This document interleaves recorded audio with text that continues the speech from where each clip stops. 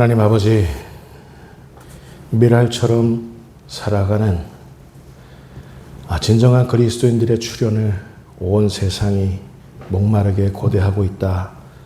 우리가 방금 그렇게 노래했는데, 하나님, 여기 부족한 우리들이지만, 여기 작은 우리들이지만 우리를 감히 사용하셔서 이 대한민국과 한국교회에 하나님의 빛을 들이우는 사람들로 우리를 그렇게 사용하게 하여 주옵소서. 우리가 미랄처럼 내 사랑하는 가정 안에서, 우리가 미랄처럼 내가 열심히 땀 흘려 일하는 그 직장 안에서, 내가 미랄처럼 사랑하고 사모하는 나의 이웃들 사이에서 그렇게 썩어져 가며 그리스도를 증거하는 우리 거룩한 믿음의 삶이 될 수 있도록 주님, 우리를 축복하여 주옵소서. 우리가 왜 이 땅에 부르심을 받았는지, 우리가 왜 이 세상에 존재하고 있는지, 우리가 숨쉬는 그 이유, 우리가 여전히 살아있는 그 이유를 우리 스스로 찾고 사명 안에서, 십자가 안에서 하나님 원하시는 삶을 발견하는 우리 모두 되게 하여 주옵소서. 우리가 정말 가슴으로 사랑하는 사람들이 있다면 그 사람들을 결단코 놓치지 않게 하시고, 그 사람들 내 자녀들이라고 한다면 결단코 하나님의 품으로 인도하며, 또 그 사랑하는 이들이 우리 부모님이라고 한다면 결단코 잃지 않고 우리 하나님 앞에 올려드리는 우리 믿음의 여정이 될 수 있도록 주님 또 함께하여 주옵소서.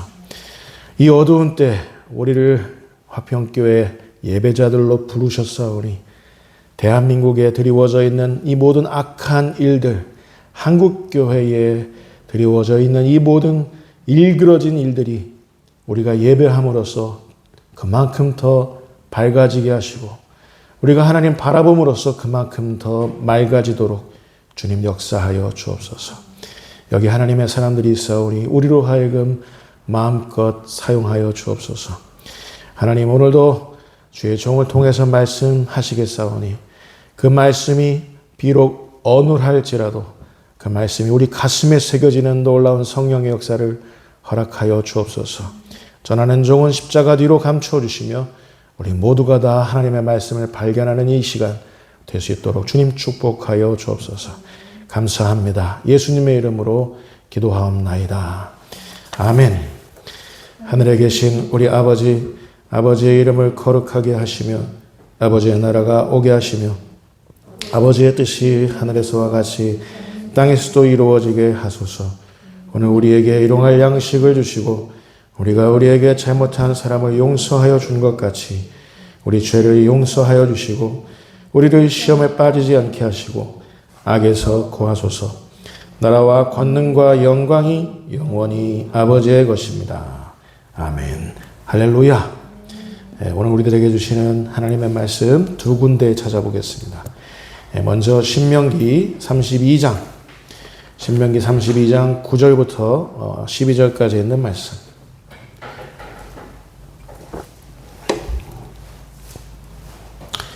신명기 32장 9절부터 12절까지 있는 말씀, 저와 여러분이 번갈아 가며 교독하겠습니다. 하나님의 말씀입니다. 여러분 영혼의 옷깃을 여미시고 경건하게 대하실 수 있기를 바랍니다. 교독합니다. 여호와의 분깃은 자기 백성이라. 야곱은 그가 택하신 기업이로다. 여호와께서 그를 영무지에서 짐승이 부르짖는 광야에서 만나시고 보호하시며 자기의 눈동자같이 지키셨도다. 마치 독수리가 자기의 보금자리를 어지럽게 하며 자기의 새끼 위에 너풀거리며 그의 날개를 펴서 새끼를 받으며 그의 날개 위에 그것을 엎는 것 같이 여호와께서 홀로 그를 인도하셨고 그와 함께한 다른 신이 없었도다. 아멘. 고린도후서 8장 9절 말씀. 고린도후서 8장 9절 말씀입니다. 자, 우리 같이 한 목소리로 합독하겠습니다. 자, 시작. 우리 주 예수 그리스도의 은혜를 너희가 알거니와 부요하신 이로써 너희를 위하여 가난하게 되심은 그의 가난함으로 말미암아 너희를 부유하게 하려 하심이라. 아멘. 할렐루야. 초자연적인 은혜, 초자연적인 은혜라는 제목으로 함께 우리 하나님의 음성을 청할 때 하나님께서 우리 모두에게 직접 말씀하실 것을 믿습니다. 우리는 초자연적이라는 말의 뜻을 압니다. 일반적으로, 일상적으로 있을 수 없는 일이다 싶을 때 초자연적이다 이런 표현을 쓰죠. 사실 이 말은 인류의 역사 속에서 늘 뜨거운 감자와 같은 말이었습니다. 수없이 많은 논란이 있었던 동서고금을 막론하고 뜨거운 논란을 빚었던 뜨거운 감자와 같은 말, 초자연적이다라는 그 말입니다. 사람들은 이해할 수 없는 일, 이해를 초월하는 일을 만날 때 받아들이지 않습니다. 어떻게 그런 일이 있을 수 있어? 합니다. 사람들은 검증 가능한 것만 선별해서 수긍하고 인정합니다. 여러분 생각해 보세요. 정령, 초자연적인 일은 있을 수 없다, 인정할 수 없다 싶은 일은 정말 허구다, 사실이 아니다 라고 말할 수 있을까요? 인간이 이렇게 말할 때 인간의 이해에는 오류가 없을까요? 인간이 안다면 과연 얼마나 아는 것일까요? 눈에 보이지 않는 모든 기이한 현상들마저도 다 인간은 해명할 수 있는 걸까요? 인간의 그 언어, 인간의 이해는 그런 걸까요? 해명한다면 얼마나 해명하겠습니까? 게다가 인간의 과학은 존재하는 모든 생명체들, 일어나는 모든 사건들을 다 검증할 수 있을까요? 과학은 전능합니까? 인간의 모든 문화, 인류학적인 상상력은 그 어디에든, 그 무엇에든 다 다다를 수 있을까요? 여러분 차제하고 여러분에게 다시 한번 묻겠습니다. 곰곰이 생각해 보세요. 우리 주위에는 자연적인 일이 많을까요? 아니면 초자연적인 일이 더 많을까요?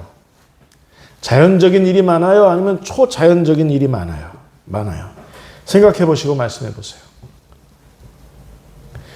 자연적인 일이 초자연적인 일을 포괄할까요? 아니면 초자연적인 일이 자연적인 일을 포괄할까요? 어떤 게 더 맞을까요?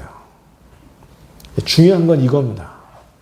자연적인 일이 한 가지 일어나기 위해서는 수없이 많은 초자연적인 일이 먼저 조정되고 먼저 동원돼야, 그래야 그때서야 비로소 자연적인 일이 발생할 수 있다는 거예요. 초자연적인 일이 자연적인 일을 포괄한다라는 사실입니다. 마이클 스트라우스 박사, 요즘에 저한테 전화를 잘 안 하는 박사님이신데, 마이클 스트라우스 박사라는 분이 계세요. 이분이 지구라는 행성에 얽힌 재미난 이야기를 다음과 같이 표현한 바 있습니다. 지구 안에는 수없이 많은 생명체들로 가득합니다. 지구 안에는 생명체가 존재한다는 것, 어떻게 보면 아주 자연적인 일 같습니다.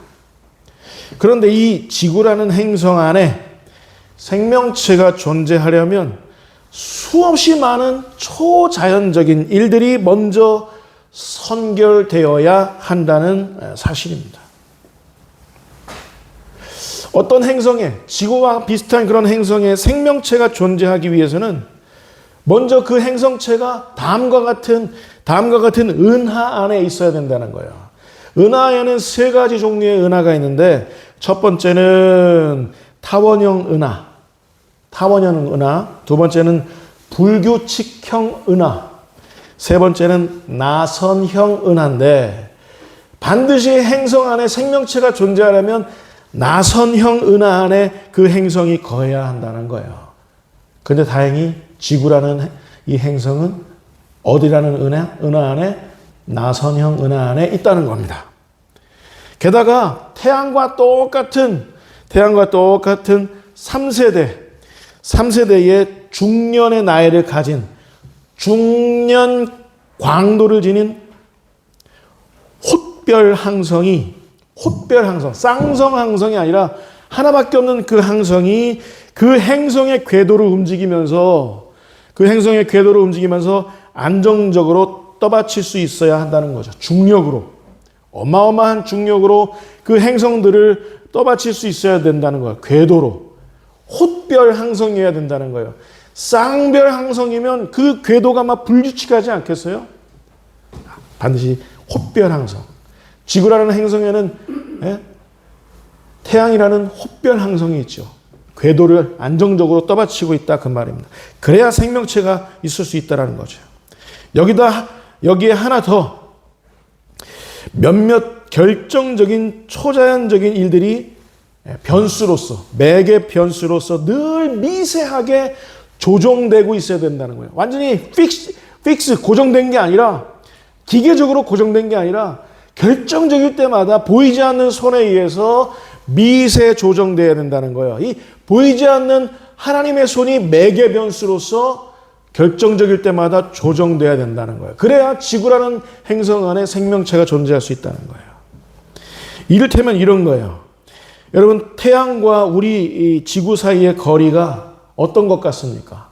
태양계 안에서 가장 생명체가 살기에 가장 적당한 거리입니다.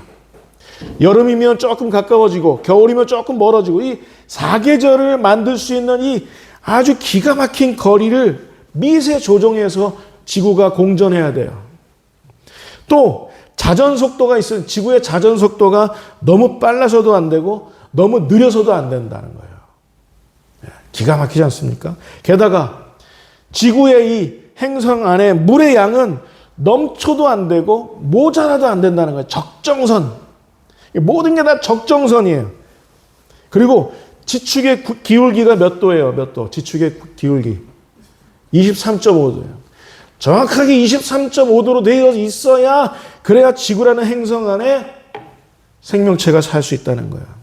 게다가 또 메탄가스는 떠나보내고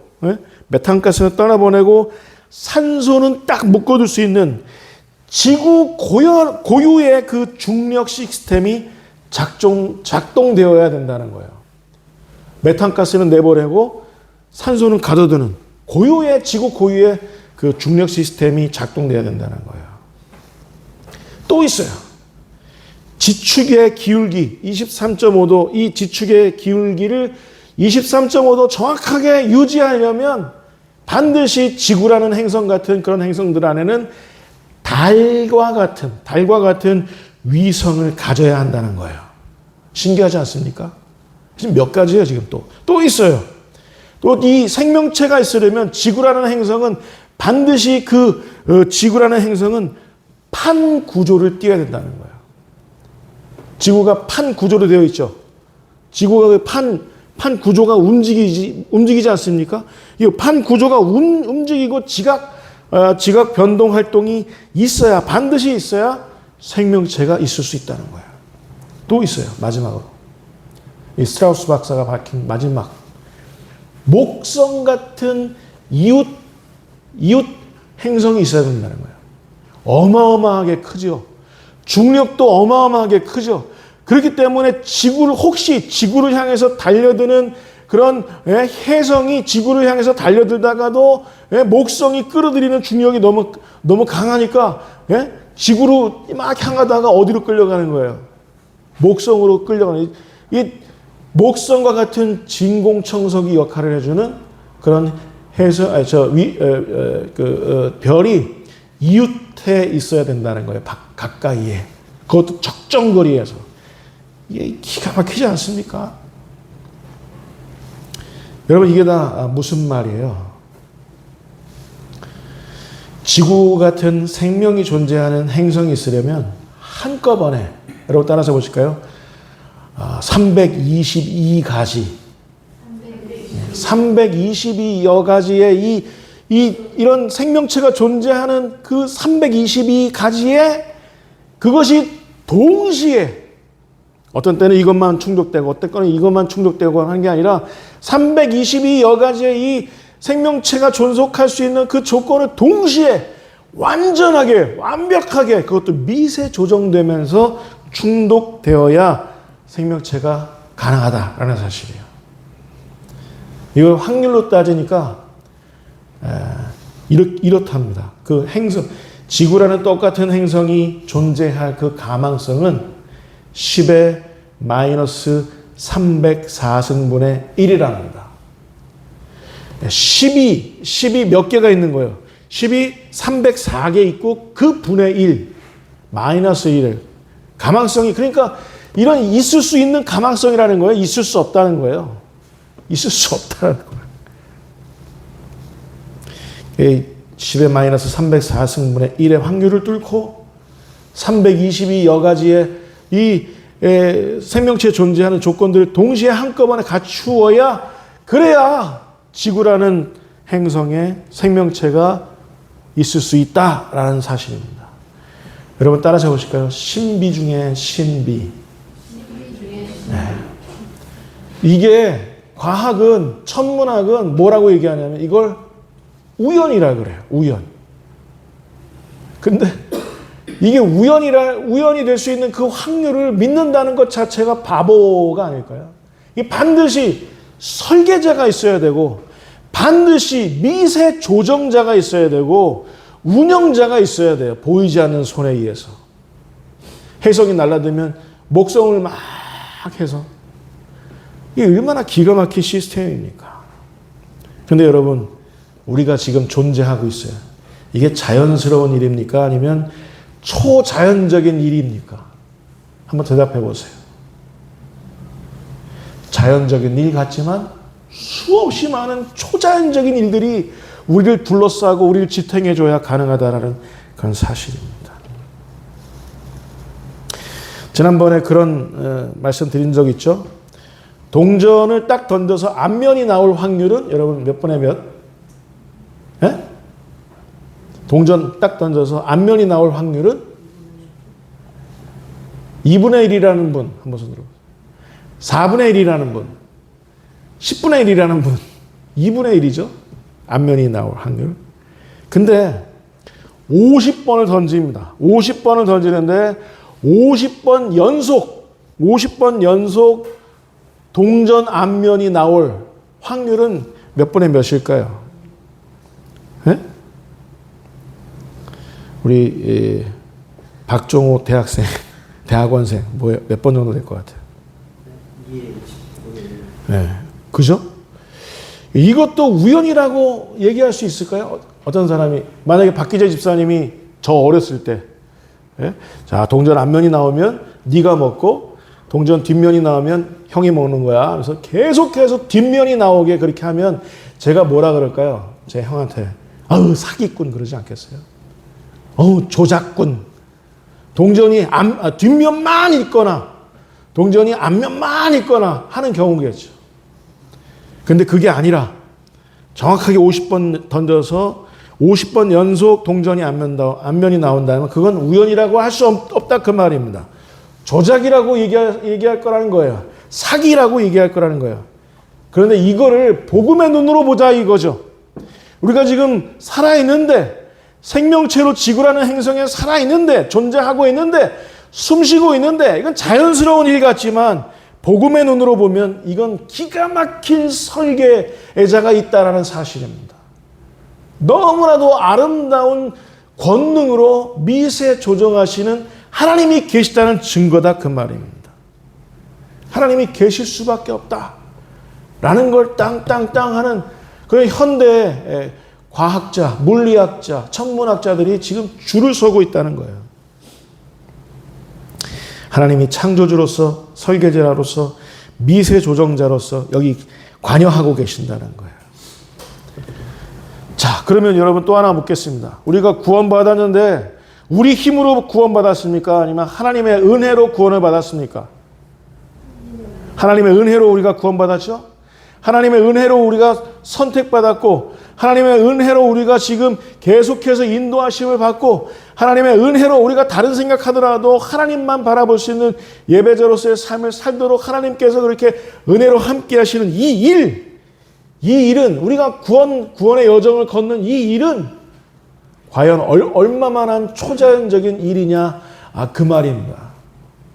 우리가 화평교회 와서 예배드리는 것 어떻게 보면 자연스럽고 당연하고 하는 것 같지만 보이지 않는 하나님의 손에 의해서 목사님 저는 하나님의 말씀을 듣긴 들어도 잘 이해가 되지 않습니다. 그러나 여러분 이걸 깨달으세요. 보이지 않는 하나님의 손이 여러분들을 붙들고 있기 때문에 예배하는 이 자리에 여러분이 지금 나와 계신다는 사실을 여러분 믿으시기 바랍니다. 있을 수 없는 일이 지금 일어나고 있는 거예요. 이건 내 의지로 나온 것 같지만 그게 아니다 그 말입니다. 초자연적인 일들이 총망라해서 우리를 떠받치고 있어야 우리가 예수 믿는 이 일이 가능하다라는 사실을 여러분 깨달으실 수 있기를 바랍니다. 아멘 하실 수 있을까요? 하나님의 모든 속성들, 하나님의 모든 권능들이 다 총동원되어야 우리가 예수 믿는 그 일이 비로소 있을 수 있다라는 사실입니다. 그래서 우리의 구원은 여러분 따라서 해보실까요? 계시적인 사건. 계시적인 사건. 이거는 하나님께서 하늘을 열어서 우리와 하나님 사이에 건너지 못하는 다리가 있다면 하늘이라고 할 때 우리가 구원받았다, 예수 믿게 되었다라는 것은 하나님이 하늘을 열어서 우리에게 그 구원의 진리를 보여주신 만큼 이걸 뭐라 그래요? 이걸 계자로 시작하는데 계시라고 하죠. 하나님이 계시로 보여주신 만큼 우리가 하나님의 그 구원의 계획을 알게 된다는 사실이에요. 고로 여러분 우리가 예수 믿는 이 일이 자연적인 일 같지만 이건 어마어마한 기가 막힌 초자연적인 일이어서 하나님께서 계시로 보여주셨어야만 할 만큼 계시로 보여주지 않으면 우리가 깨달을 수 없는 그런 구원의 사건인 것을 여러분 잊지 마시기 바랍니다. 그래서 신학자들은 이렇게 표현합니다. 하늘이 땅을 침노한 사건, 기적이 우연을 삼켜버린 사건, 초자연적인 일이 자연적인 일을 갈아엎어버린 사건, 의와 생명이 죄와 죽음을 갈아엎어버린 사건, 이 사건이 우리가 하나님 앞에서 구원받은 이 사건이라는 사실이에요.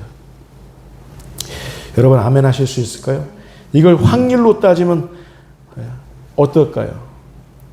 우리가 생명체로 존재할 수 있는 그 확률이 어마어마한 불가능에 가까운 그런 초자연적인 확률이었다고 아까 고백했는데 살아 숨쉬는 것도 기적인데 살아있는 것도 기적인데 그 와중에 우리가 구원을 받았어요. 어마어마한 기적의 확률인 것을 여러분 잊지 마시고 하나님을 신앙하실 수 있기를 바랍니다. 자, 이 구원에 관한 진리를 하이델베르크 요리문답 35문, 36문은 어떻게 다루고 있는지 우리 한번 확인해 보겠습니다. 자, 같이 읽겠습니다. 자, 시작.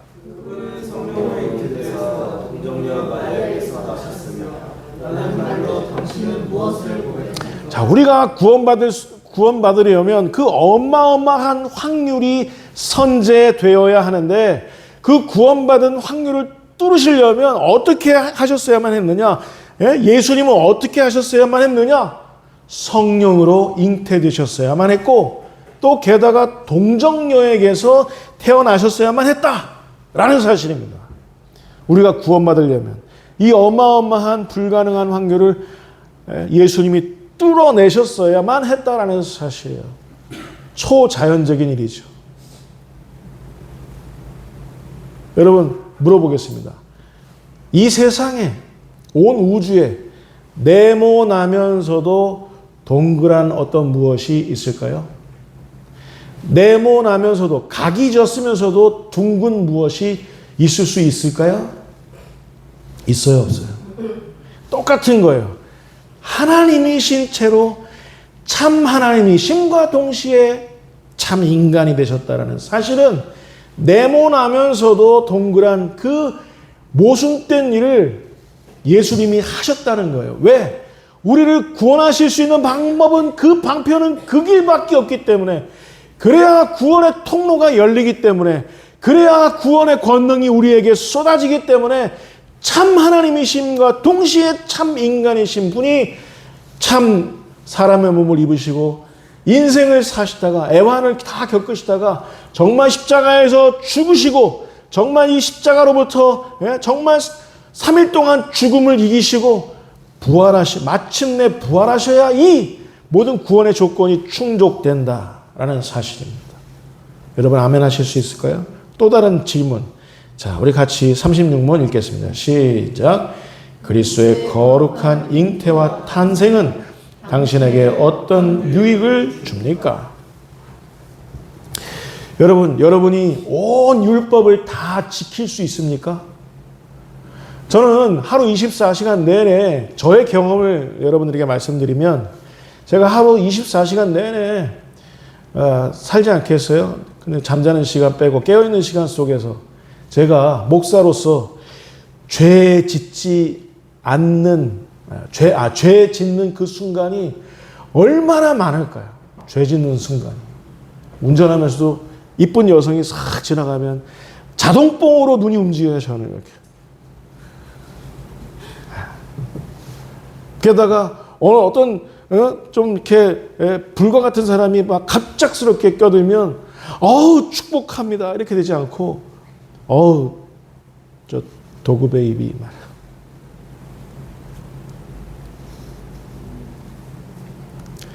여러분 우리가 구원받았다는 이 사실은 우리에게 어떤 유익이 되냐면 그리스도의 그 거룩한 잉태와 탄생으로 말미암아 우리가 우리 힘으로 구원받을 수 없는데, 우리가 우리 힘으로 의로울 수 없는데 그리스도께서 잉태되시고 탄생함으로 말미암아, 어떻게 잉태되시고 어떻게 탄생하셨어요? 성령으로 잉태되시고 동정녀에게 탄생하심으로 말미암아 우리에게 구원이라는 이 영원한 유익이 우리에게 비집고 들어왔다는 사실을 여러분 잊지 마시기 바랍니다. 이게 우리에게 유익이에요, 유익. 성령으로 잉태되심으로 말미암아 성령으로 살기를 원하는, 성령께서 우리 안에 내주하시는 그 사람들은 날마다 거룩하게 되실 수 있다는 사실, 거룩하게 될 수 있다는 사실입니다. 저와 여러분이 우리 힘으로 거룩하게 될 수 있어요? 천만에요. 우리 안에 내주하시는 성령님께서 그렇게 하신다는 사실을 잊지 마시기 바랍니다. 왜 이런 일이 있냐? 그리스도께서 성령으로 잉태되셨던 그 일이 있기 때문에, 또 우리가 어떻게 해서 우리에게서 하나님의 의가 우리에게서 전가됐느냐? 예수께서 동정녀에게서 탄생하심으로 말미암아, 분명한 건 여러분 따라서 보실까요? 죄 없이. 죄가 없으신 그분이 동정녀에게서 탄생하심으로 말미암아 그리스도 예수의 의가 우리에게 쏟아져 들어오는 거예요. 전가된다 합니다. 전가. 우리에게 전가되는 거예요. 그리스도 예수의 의가. 그리고 우리의 죄와 우리의 죽음의 문제는 누구에게 또 전가되는 거예요? 동시에? 누구에게? 십자가에 못 박히셨던 그 그리스도 예수에게 전가된다는 사실을 여러분 믿으시기 바랍니다. 이런 유익이 있는 거예요. 이런 유익이. 할렐루야. 이 유익이라고 했는데 36문에서 유익이라고 했는데 무슨 의미냐? 이 초자연적인 이 일이지만 이로써 초자연적인 이 일이 생겨남으로 인해서 우리에게 구원의 통로가 열리고 우리에게 구원의 권능이, 그리스도의 그 구원의 권능이 우리에게 임했다는 사실을 의미하는 줄 여러분 깨달으시기 바랍니다. 자, 무슨 말이냐? 우리를 구원하는 권능이 독생자 예수에게서 완성되었다는 사실을 의미합니다. 성령으로 잉태되고 동정녀에게서 태어남으로 말미암아. 그래서 유익이라는 것이죠. 여러분, 신명기 오늘 본문 32장 9절부터 12절까지의 말씀 우리 같이 읽겠습니다. 자, 신명기 32장 9절부터 12절 같이 읽겠습니다. 자, 시작. 여호와의 분깃은 자기 백성이라 야곱은 그가 택하신 기업으로. 자, 거기까지만 우리 같이 읽겠습니다. 여러분, 우리 성부 하나님께서, 아버지 하나님께서 왜 아들을 십자가의 죽음에 내어주셨죠? 왜 그 아들의 십자가에서의 죽음을 왜 기획하셨죠? 왜 아들 하나님께서는 그 십자가에서의 그 죽음을, 그 잔혹한 죽음을 왜 아들 예수님께서는, 독생자 예수께서는 받아들이셨죠? 성령님께서는 왜 그 십자가에서 일어난 그 모든 그 죽음과 부활의 일들을 왜 우리들에게 오늘도 적용하고 계시는 거죠? 왜? 자, 따라서 보실까요? 분깃. 따라서 보실까요? 기업. 자, 이 분깃이라는 말은 하나님이 하나님이 우리를 구원하시기 위해서, 하나님이 우리를 구원하시기 위해서 하나님이 행하실 수밖에 없는 그 모든 그 하나님의 일들을 다 행하시고 난 다음에 하나님께 할당되는 몫이라는 뜻입니다. 분깃. 하나님이 우리의 구원이 요구하는, 하나님이 치르셨어야만 하는 그 모든 대가들을 다 치르시고 난 다음에 하나님이 비로소 손에 쥐우실 수 있는 그 할당되는 몫이 바로 있다는 거야. 그 할당되는 몫이 누구예요? 우리예요, 우리. 우리를 얻으시기 위해서는 하나님이 그렇게 하셨어야만 했어요. 하페치, 히브리어 하페치라고 그랬죠.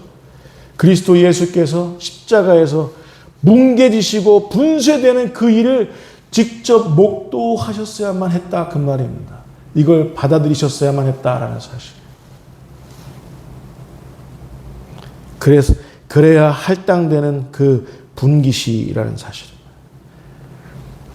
기업은 무슨 뜻인지 아십니까? 기업. 하나님이 구원에 관한 모든 일들을 남김없이 행하시고 난 다음에 비로소 얻으실 수 있는 그 소유가 기업이라는 말이에요. 자, 무슨 말이냐면, 지난주에도 강조했지만, 하나님께서 우리를 사랑하셔서 은혜 베풀기를 원하셔서 우리를 구원하시기를 원하시는데, 그 일이 있기 위해서는 당신에게 유일한 분깃이며 유일한 기업이라 할 수 있는 우리를 얻기 위해서는 하나님이 치르셨어야만 했던 모든 그 일들을 다 치러내셨어야만 했다라는 사실입니다. 그러지 아니하시고서는 하나님께 분깃이 없고 기업이 없다라는 말이에요. 여러분, 하나님께서 우주 만물을 다 창조하시고 난 다음에 우리가 없었다면 무슨 의미가 있겠어요? 하나님이 창조하신 그 일들이. 하나님께서 창조하신 피조물들 가운데 하나님의 형상이 스미어 있는 피조물은 우리밖에 없는데, 우리가 죽음 가운데 빠져서 허덕이고 있다면 하나님께서 무슨 분깃이 있겠으며 하나님께서 무슨 기업이 있겠냐, 그 말입니다. 우리가 바로 그 유일한 하나님의 분깃이며 하나님의 기업인 줄 여러분 믿으실 수 있기를 바랍니다.